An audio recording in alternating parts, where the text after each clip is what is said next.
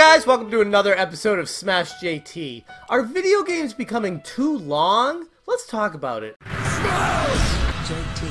Because March 10th is, I guess, unofficially Mario Day, and Nintendo has made a few marketing promotions about it, and I've kind of turned it into a Mario month personally. I don't know if anyone else has as well, but I've been playing a lot of Mario games, and for the most part, the older games are beatable in one sitting. There's something to be said about those games. The enjoyment, the thrills, the ups and downs that you have while playing are truly unique experiences that you don't really get as much these days with games coming out that are 10, 20, 30, 40 hours plus long. If you're a gamer, you have a backlog. There are games that you want to play that you haven't gotten around to playing, and sometimes you have to specifically set aside some time and days to get to these said games. As time carries on and more games seem to come out every single week and your backlog gets bigger and bigger, you can't really keep up with it. It's a losing battle. If I were to make a video on my backlog, the video itself would probably be over 2 hours long, going over every single game that I really want to play, but I just haven't had the time to get to yet. So part of the problem with me getting into a brand new game coming out these days is, how long is it going to take to beat? What's the time investment that I'm going to need to put into this game to make sure that I'm going to get the most out of it and that it's worth it for me? Now people may hear that and be like, if it's a highly rated game, who cares how long the game is? Play it and enjoy it.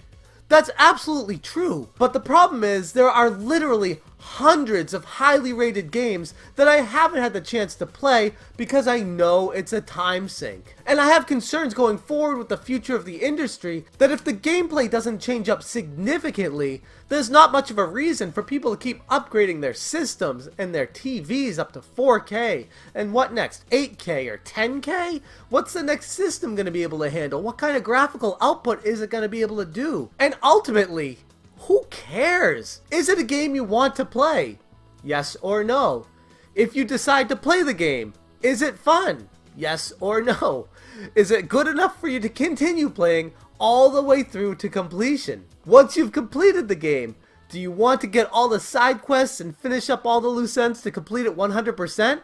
You see where I'm going here. It's an unending question of how long you're going to put into a specific game before moving on to the next one, how much free time you have to mix in with that and put it all together, and wonder why you haven't gotten around to playing Skyrim yet, even though it's been re-released over 20 times. How come you haven't played the Fallout series? How come you haven't played anything in the Witcher series? Take for example The Witcher 3. Over 100 hours of gameplay. Or Grand Theft Auto 5. Over 40 hours of gameplay. Oh, by the way, there's a multiplayer mode that lasts forever if you want it to. I'm not saying don't enjoy these games or that I don't think they're worth playing. That's not the point of this video at all. What I'm trying to get across is, how are people supposed to keep up with all of these incredible games and these releases when they don't have the time to play them?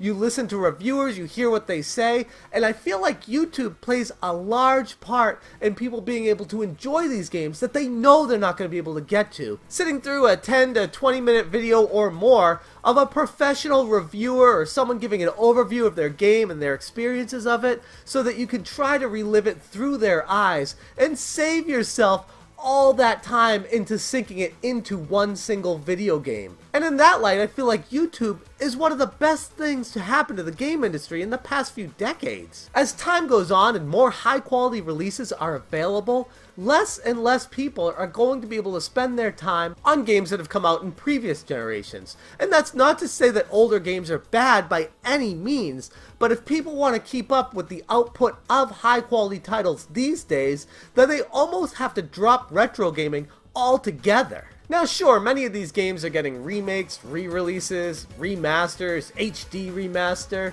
but what about the games that are slipping through the cracks, that are still incredible games? Are we going to let the game companies decide which games carry on in the future that people will actually be playing? So I want to throw the question out to you guys. How do you go about deciding what game you're going to be playing in the future, how much time you're going to be investing in it, and deciding whether you're going to go for 100% completion or if you're just going to play the game to beat it and move on to the next one. Is it because the game's great and you can't stop playing it, but by doing that, are you missing out on another game that you might actually like better that you didn't even know about because you're spending your time on these other games? It's a really convoluted mess as a gamer right now to try to figure out what direction to go and what games to play next. I want to hear down in the comments what you guys have to say about this, and as always, thank you so much for watching. Have a good one. Smash,